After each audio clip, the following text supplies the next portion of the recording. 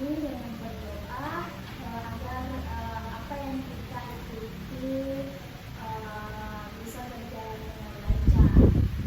Berdoa dulu.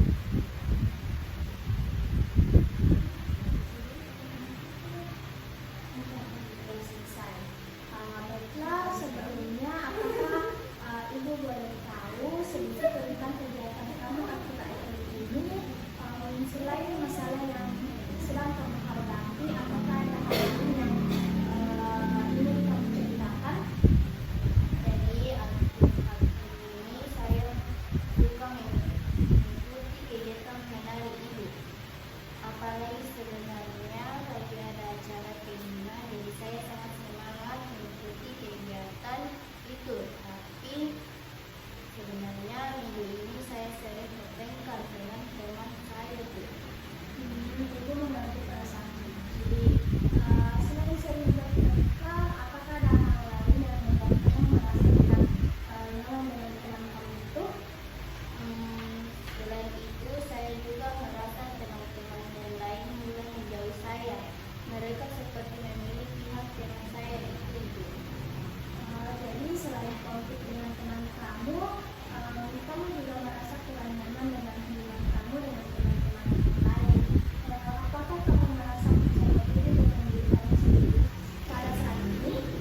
Sebenarnya saya merasa kurang percaya diri. Saya takut jika terus bertengkar.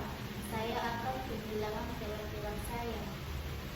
Terima kasih atas informasi dari Suci. Sebelumnya Ibu juga mau bertanya nih, apakah kamu pernah melakukan konseling? Belum pernah, Ibu. Baru kali ini saya mengikuti kegiatan konseling. Baik, karena baru kali ini kamu melakukan konseling, Ibu ingin menjelaskan sedikit tentang apa itu konseling. Jadi, konseling adalah sebuah proses di mana kita akan berbicara tentang perasaan, pikiran, dan masalah yang sedang kamu hadapi. Nah, tujuannya adalah untuk membantu kamu menemukan solusi dan merasa lebih baik. Nah, dalam konseling ini ada beberapa asas yang perlu kita ingat, yaitu asas kerahasiaan, penerimaan tanpa syarat, dan kebebasan. Artinya, semua yang kamu ceritakan di sini akan dirahasiakan.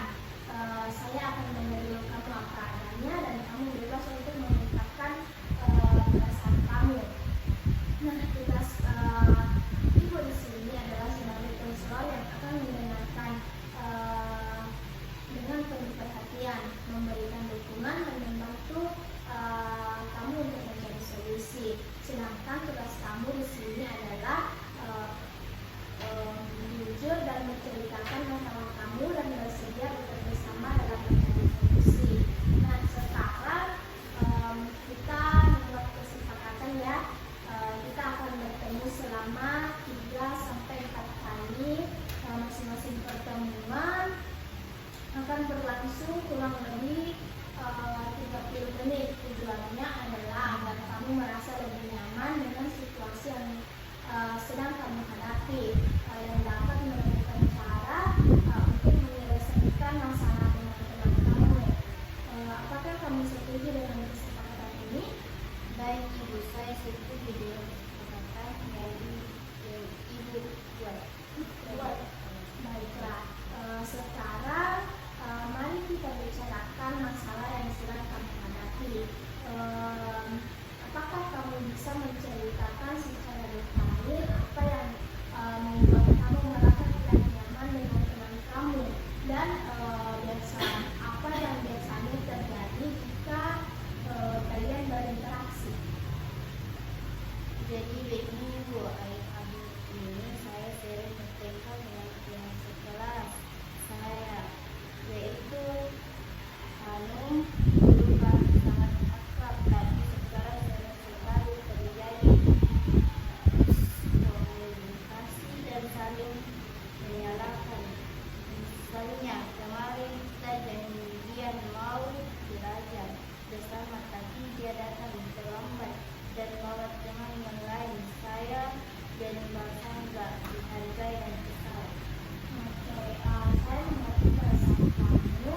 Jadi merasa tidak dihargai itu memang bisa membuat kita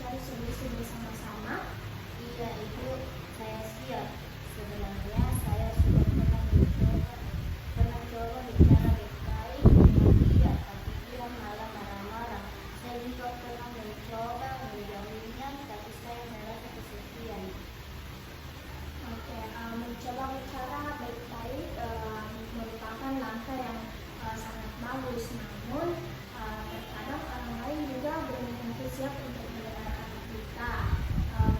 Mungkin kita bisa menjadi pilihan, tapi untuk diingat bahwa mendahului masalah tidak selalu menyelesaikan masalah. Bagaimana kalau kita mencoba membuat rencana untuk berbicara dengan si Hanum lagi? Kita bisa latihan bersama-sama bagaimana cara menyampaikan perasaan kamu dengan jelas dan tegas tanpa menyalahkan atau menyinggung perasaan dia. Saya mau coba, Bu, tapi saya takut dia marah-marah lagi. Oke. Kalau ketakutan kamu itu wajar ya, namun ingat bahwa kamu itu berhak untuk merasa didengarkan dan dihargai. Dan jika dia masih tidak mau mendengarkan kamu tidak perlu memaksakan diri. Kamu bisa mencari dukungan dari teman atau keluarga yang lain. Selain itu, penting juga untuk kamu menjaga diri sendiri.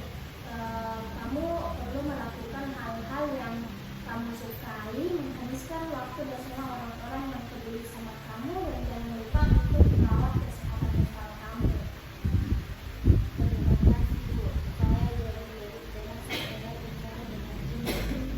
Sama-sama ya, Suci. Jadi kamu itu perlu mengingat bahwa kamu itu tidak sendirian. Di sini ibu akan selalu ada untuk kamu ya. Baik, Bu. Oke, kita sudah mengidentifikasi beberapa pola dalam konflik yang kamu alami. Nah, sekarang mari kita mencoba telusuri lebih dalam tentang apa yang kamu rasakan. Bisa kamu ceritakan lebih detail tentang konflik yang sering terjadi dengan si Hanum, apa yang sebenarnya menjadi pemicunya? Sebenarnya bukan hanya si Agnes saja, Bu.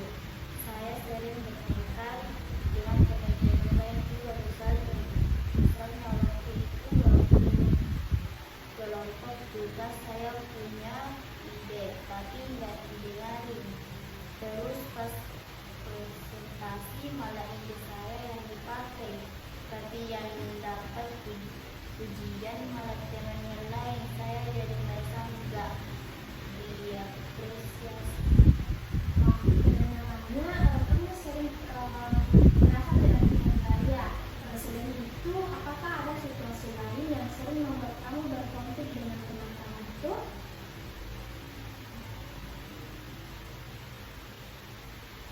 Iya, Bu, saya juga sering merasa tersinggung kalau ada yang bercanda, tapi menurut saya keterlaluan. Terus kalau ada yang minta tolong, saya selalu mau membantu, tapi kadang mereka malah nggak berterima kasih. Oke, terima kasih ya karena kamu sudah jujur. Sekarang mari kita coba menganalisis situasi ini bersama-sama. Ketika kamu merasa tidak dihargai atau pendapat kamu tidak didengarkan, apa yang biasanya kamu pikirkan dan kamu rasakan?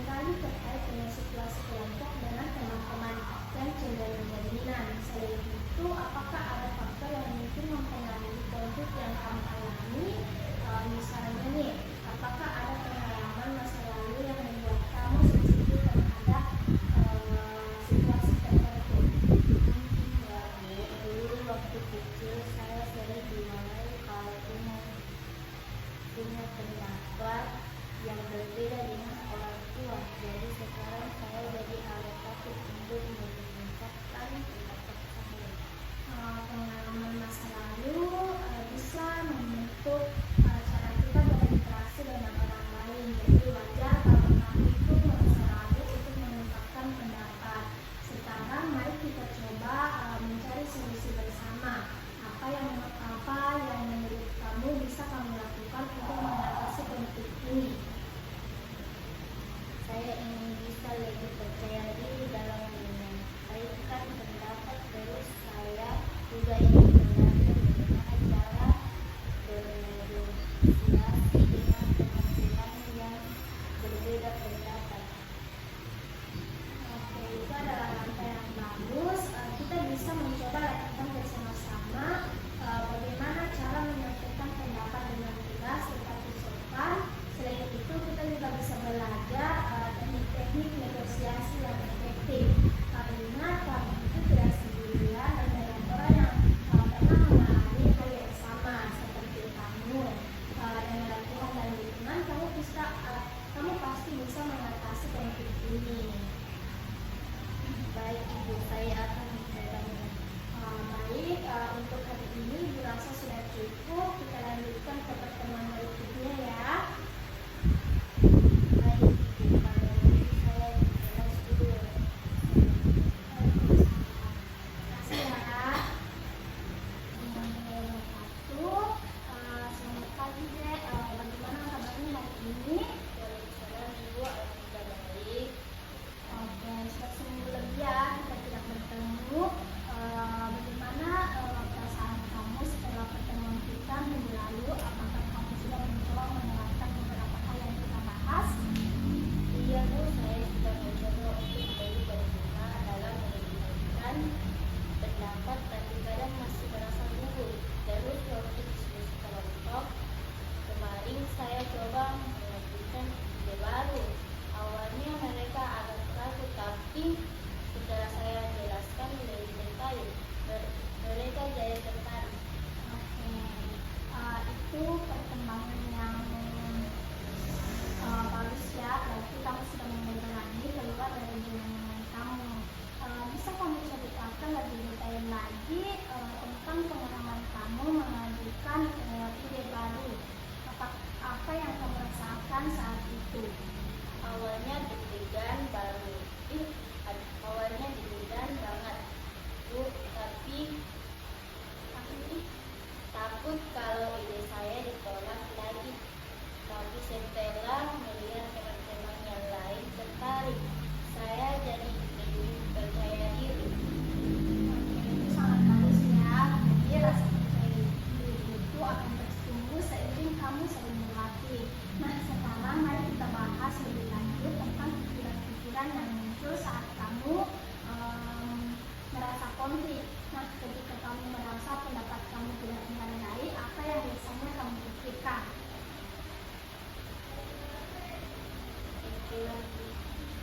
Saya sering berpikir pasti mereka nggak suka sama saya, atau saya pasti nggak akan bisa diterima di kelompok ini. Pikiran seperti itu memang sering muncul saat kita merasa tidak nyaman. Namun penting untuk diingat bahwa pikiran itu belum tentu benar. Jadi mungkin saja teman-teman kami itu hanya belum terbiasa dengan pendapat yang berbeda, atau mungkin mereka sedang fokus pada hal lain. Sekarang mari kita coba ubah pikiran-pikiran negatif itu menjadi pikiran yang lebih positif. Misalnya alih-alih kamu berpikir pasti mereka nggak suka sama saya, jadi kamu bisa berpikir mungkin mereka hanya belum terbiasa dengan pendapat yang berbeda, jadi saya akan mencoba menjelaskan dengan lebih jelas. Nah, selain itu kita juga bisa memilih keterampilan mendengarkan aktif ketika teman kamu sedang berbicara. Setelah itu kita bisa mencoba mencari solusi bersama. Misalnya kamu bisa mengajukan pertanyaan seperti bagaimana menurutmu kalau kita mencoba cara ini, atau apakah ada cara lain yang bisa kita lakukan. Nah, dengan cara ini kamu akan lebih mudah menemukan solusi yang saling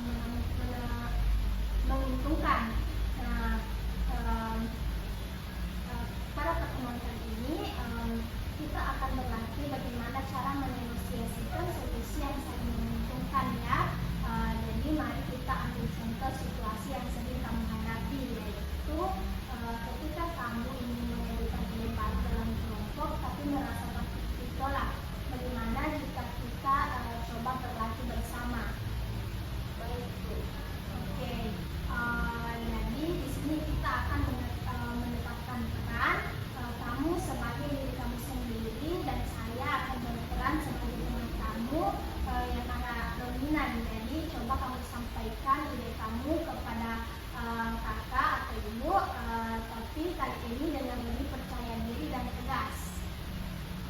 Saya punya ide untuk kita buat presentasi dengan menggunakan infografis. Saya pikir ini akan membuat presentasi kita lebih menarik dan mudah dipahami.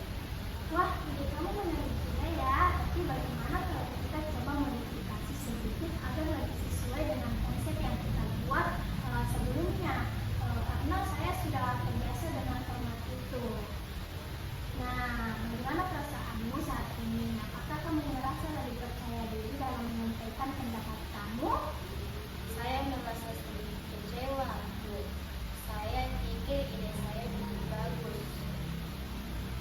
Wah, itu sangat wajar untuk merasa kecewa. Jadi sekarang coba kita pikirkan bersama bagaimana kita bisa untuk menemukan solusi yang bisa memuaskan kedua belah pihak ini. Jadi mungkin kita bisa menggabungkan kedua ide kita, misalnya kita bisa menggunakan infografis untuk bagian tertentu dari presentasi dan sisanya menggunakan PowerPoint. Oh, iya juga ya, Bu. Mungkin kita bisa coba seperti itu. Sangat bagus ya. Jadi ini adalah contoh bagaimana kita menemukan solusi kompromi. Jadi sekarang kamu coba perhatikan apa yang membuat kamu berhasil untuk menyampaikan ide kamu. Saya rasa yang membuat saya berhasil adalah karena saya menyampaikan ide saya dengan jelas dan tegas, tapi tetap sopan. Selain itu, saya juga terbuka untuk masukan dari teman saya. Betul sekali. Jadi ketegasan dan keterbukaan kamu itu terhadap masukan orang lain adalah kunci keberhasilan dalam negosiasi.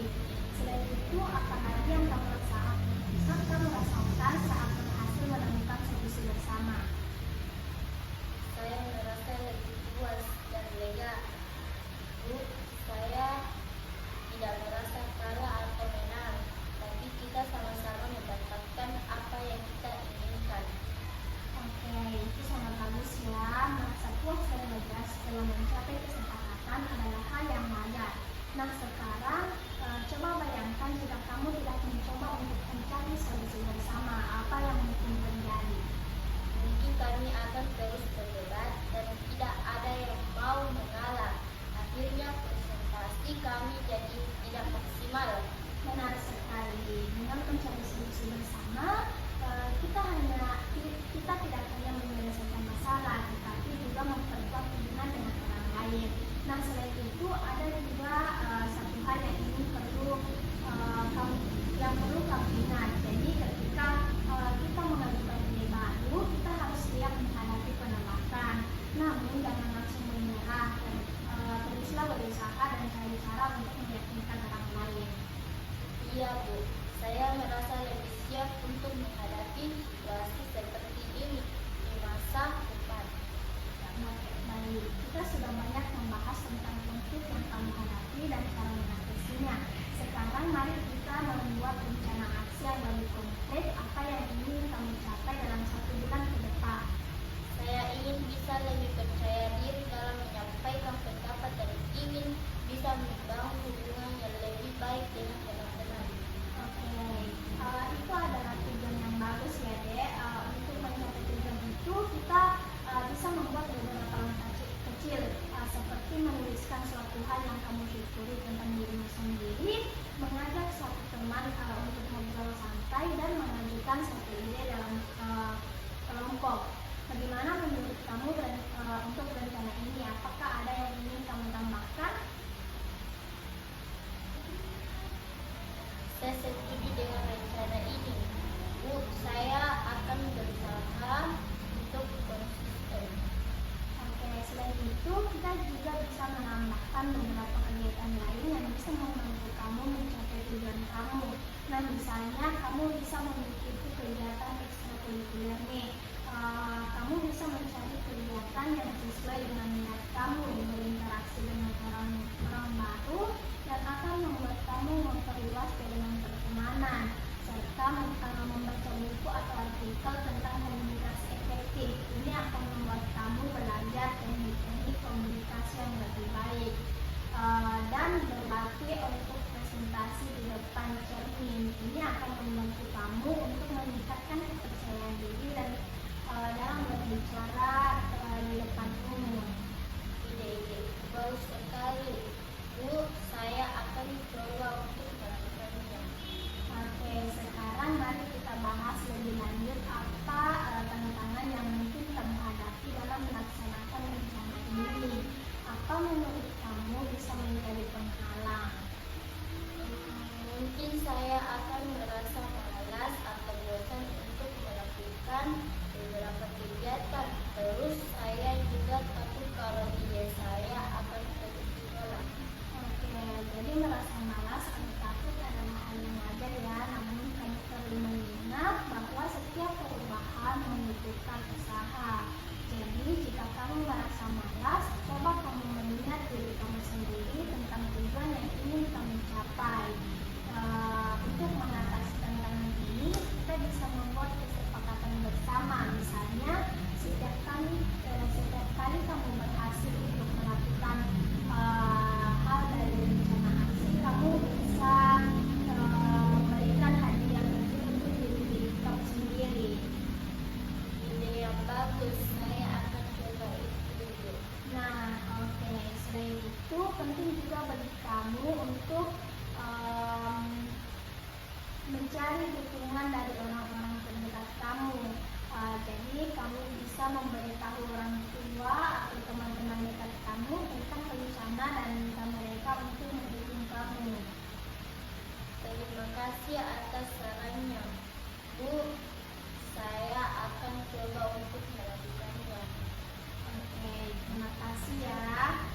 Oke, baik, karena sebelumnya kita sudah membahas sampai membuat rencana aksi. Sekarang mari kita bahas tentang konsekuensi dari setiap pilihan yang kita buat. Misalnya, jika kamu memilih untuk terus memendam perasaan kamu, apa yang mungkin terjadi? Kalau saya terus memendam perasaan, mungkin saya akan merasa semakin kesepian dan terisolasi. Saya takut kalau hubungan saya dengan teman-teman akan semakin memburuk. Oke, itu adalah kemungkinan yang sangat realistis ya. Jadi memendam perasaan memang bisa membuat kita merasa terbebani dan kesepian. Nah, selain itu, apalagi yang mungkin terjadi jika kamu terus memendam perasaan? Mungkin saya juga akan jadi sering marah-marah atau sedih. Terus saya takut kalau masalahnya akan semakin besar dan sulit diselesaikan. Benar sekali, memendam perasaan bisa memicu berbagai masalah emosi seperti marah, sedih, frustasi, bahkan depresi. Nah, selain itu, masalah yang tidak terselesaikan cenderung akan membesar dan semakin sulit untuk diatasi. Nah, sekarang mari kita bayangkan jika kamu memilih untuk mengungkapkan perasaan kamu meskipun resikonya ditolak. Apa yang mungkin terjadi? Mungkin saya akan merasa lebih tega meskipun awalnya mungkin tidak nyaman, tapi ada kemungkinan juga teman-teman akan berharap. Itu adalah kemungkinan yang wajar ya. Jadi membuka diri kepada orang lain memang membutuhkan keberanian. Namun dengan mengungkapkan perasaan kamu memberikan kesempatan kepada teman-teman kamu untuk memahami situasi dan mencari solusi bersama. Jadi mari kita membedakan kemungkinan konsekuensi dari setiap pilihan baik positif maupun negatif. Nah, contohnya memendam perasaan. Kamu bisa merasa kesepian dan terisolasi, marah, sedih, frustasi. Masalahnya mungkin akan semakin membesar dan hubungan dengan teman-teman kamu akan memburuk. Selanjutnya mengungkapkan perasaan. Jadi di sini setelah kamu mengungkapkan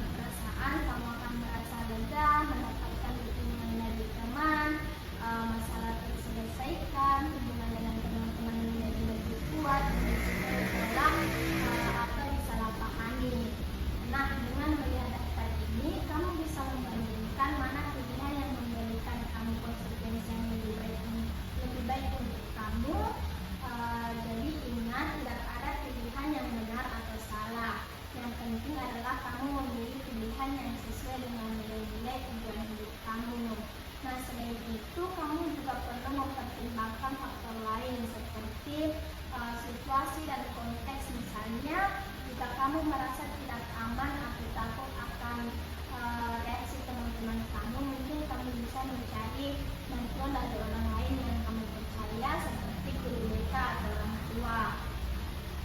Dalam membuat keputusan, penting untuk mempertimbangkan semua faktor yang relevan, memilih pilihan yang paling menguntungkan bagi diri kamu. Jadi, selain mengatasi konflik dengan teman sebaya, penting juga bagi kamu untuk membangun jaringan dukungan sosial yang kuat. Siapa saja orang-orang yang bisa kamu andalkan saat kamu mengalami kesulitan. Saya punya beberapa teman dekat yang selalu mendukung saya. Nah, itu bagus sekali ya. Jadi teman-teman yang dekat mungkin bisa menjadi sumber dukungan yang sangat penting selain teman-teman kamu. Apakah ada orang lain yang bisa kamu ajak bicara seperti orang tua atau guru? Orang tua saya sih selalu ada buat saya, tapi kadang saya agak malu untuk cerita tentang masalah dengan teman-teman. Guru BK juga sebenarnya bisa diajak bicara ya. Oke, memang kadang sulit untuk berbicara dengan orang tua tentang masalah pribadi, tapi coba kamu pikirkan orang tua adalah orang yang paling peduli sama kamu. Jadi mereka ingin yang terbaik untuk kamu. Mungkin adik bisa memulai percakapan dengan topik yang lebih ringan dulu, lalu pelan-pelan membuka diri tentang masalah yang kamu hadapi. Mungkin saya bisa coba. Terus guru BK juga bisa jadi guru. Betul sekali. Jadi guru BK adalah profesional yang terlatih untuk membantu siswa mengatasi masalah yang mereka hadapi. Mereka akan mendengarkan kamu dengan empati dan memberikan saran yang konstruktif. Selain itu, orang tua dan guru, apakah ada kelompok atau komunitas yang bisa kamu jadikan tempat keluh kesah, misalnya grup atau komunitas yang sesuai dengan minat kamu? Saya suka banget main musik. Mungkin saya bisa coba ikut komunikasi musik sekolah.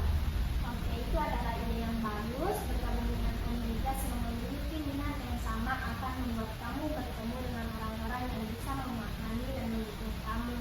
Dan membangun jaringan dukungan sosial yang kuat akan memberikan kamu banyak manfaat seperti merasa lebih didukung, mendapatkan perspektif yang berbeda, mendapatkan saran dan dukungan, meningkatkan rasa percaya diri. Sekarang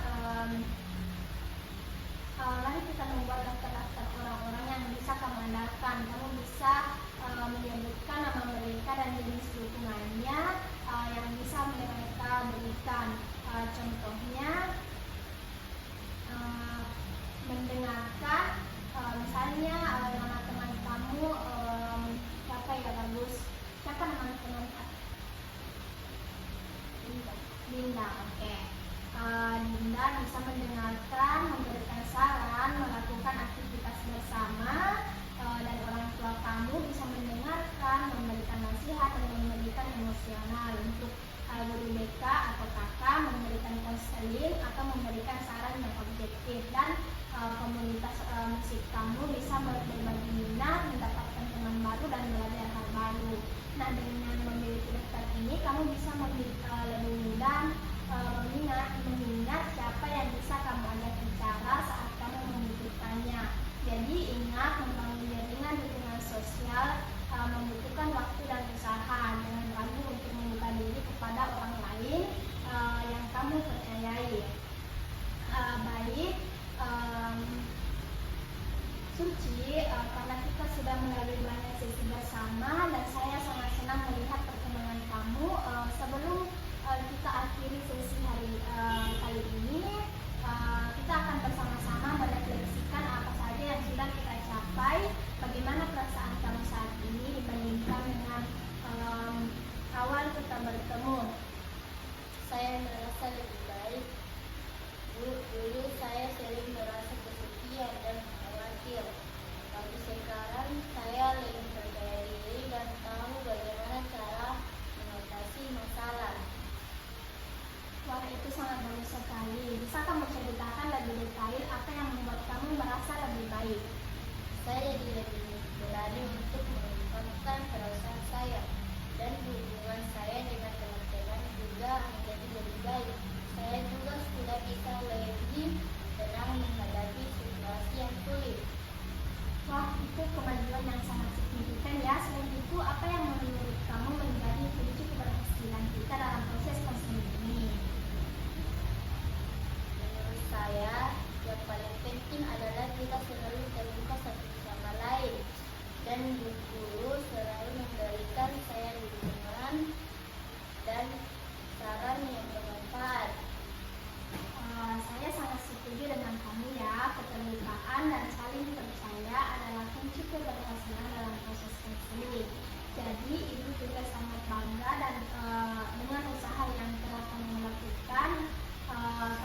telah menunjukkan keberanian yang luar biasa dalam menghadapi tantangan dan mengubah hidup kamu menjadi